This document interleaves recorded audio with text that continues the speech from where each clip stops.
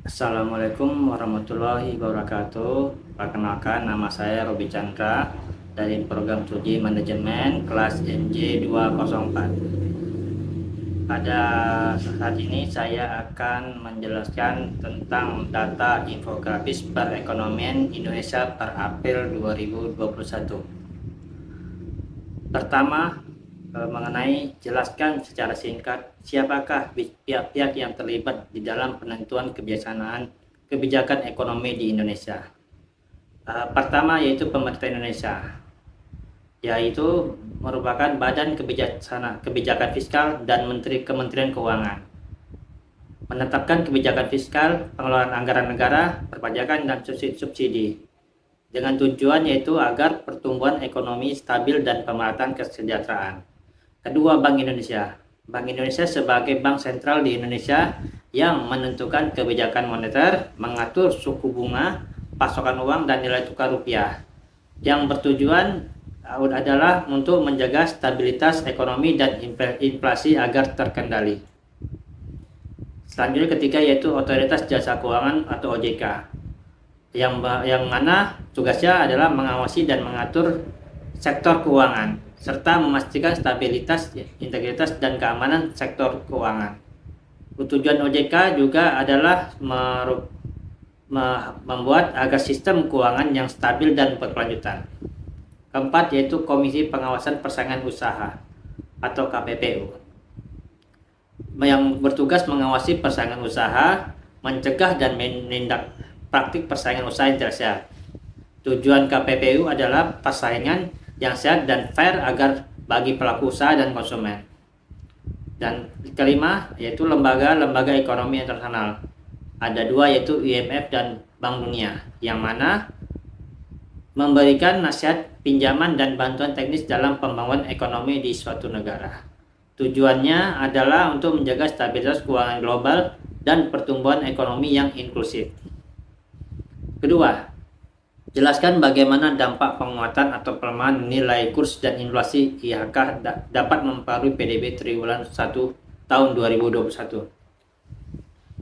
Pertama, pelemahan nilai kurs yang disebabkan oleh kenaikan harga impor, menurunnya daya beli masyarakat, biaya produksi industri tinggi, dan kedua yaitu inflasi indeks harga konsumen tinggi, yang mana ini menyebabkan menurunnya daya beli masyarakat, menghambat pertumbuhan konsumsi domestik, menyebabkan ketidakpastian dan kestabilan ekonomi. Dari infografis dapat dilihat bahwa perekonomian Indonesia didasarkan pada PDB triwulan 1 tahun 2021 sebesar 0,74%. Hal ini dikarenakan pengeluaran pemerintah meningkat tajam dengan langkah percepatan stimulus fiskal. Perekonomian Indonesia juga mengalami kontraksi pada triwulan pertama tahun 2021 dibanding triwulan pertama tahun 2020.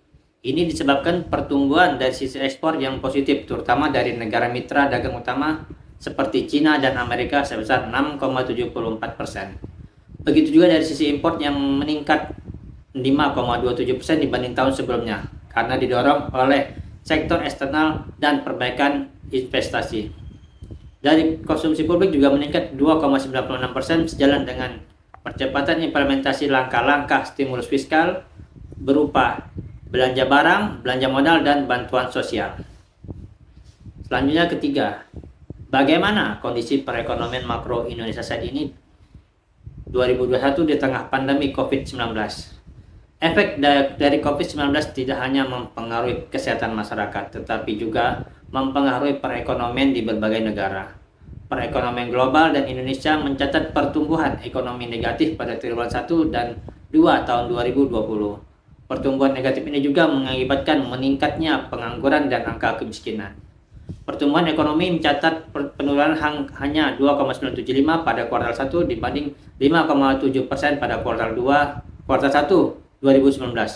Begitu juga dengan data kuartal 2 juga mengalami penurunan sebesar minus 5,32%. Kesimpulan dari dampak COVID-19 terhadap perekonomian makro di Indonesia yaitu ada 5 hal. Pertama, penurunan produk domestik bruto. Kedua, defisit anggaran. Ketiga, dampak terhadap lapangan kerja. 4. Stimulus dan pemulihan ekonomi. Kelima, perluasan sektor digital. Momentum perbaikan ekonomi terhadap PDB triwulan 1 tahun 2021 yaitu pertama, kontraksi ekonomi menurun menjadi 0,74% year on year. Kedua, faktor penyebab perbaikan ekonomi, kinerja sektor eksternal yang meningkat, pemulihan ekonomi global yang kuat, dan stimulus fiskal yang berlanjut. Ekspor tumbuh positif sebesar 6,74%, didukung oleh pemerintah dari Tiongkok dan Amerika Serikat. Selanjutnya keempat, investasi dan konsumsi pemerintah meningkat. 5. Konsumsi rumah tangga masih terbatas karena pembatasan mobilitas. 6. Perbaikan sektor usaha seperti informasi dan komunikasi, pengadaan air dan jasa kesehatan. 7. Wilayah Sulawesi, Maluku, Papua kembali tumbuh positif. 8. Bank Indonesia bekerjasama dengan pemerintah dan Komite Stabilitas Sistem Keuangan untuk mendukung pemulihan ekonomi nasional. Selanjutnya, perkembangan indikator stabilitas nilai rupiah pada triwulan pertama tahun 2019 adalah sebagai berikut. Pertama, nilai tukar rupiah stabil di level 14.530 per dolar Amerika Serikat. Yield SBN 10 tahun turun menjadi 6,43% dan 6,39%. Ketiga, aliran modal asing seperti premi CDS Indonesia naik. Non-residen beli neto 2,34 triliun dan jual neto 9,68 triliun. Inflasi, yang keempat, inflasi perkiraan sebesar 0,08 month to month, 0,5% dan 1,370%. 5. Penyumbang inflasi utama seperti daging, ayam ras, jeruk, dan cabai merah. 6. Penyumbang deflasi adalah seperti telur ayam ras, cabai rawit, kangkung, bawang merah, bayam, dan beras. 7. Bank Indonesia akan terus memperkuat koordinasi dengan pemerintah dan otoritas terkait. Kedelapan, fokus pada pemantauan dampak penyebaran COVID-19 dan stabilitas makroekonomi. Dan kesembilan yaitu langkah-langkah kebijakan untuk mendukung pertumbuhan ekonomi yang baik dan berdaya tahan. Sekian penjelasan mengenai infografis ekonomi makro. Terlebih terkurang saya mohon maaf. Saya ucapkan terima kasih. Assalamualaikum warahmatullahi wabarakatuh.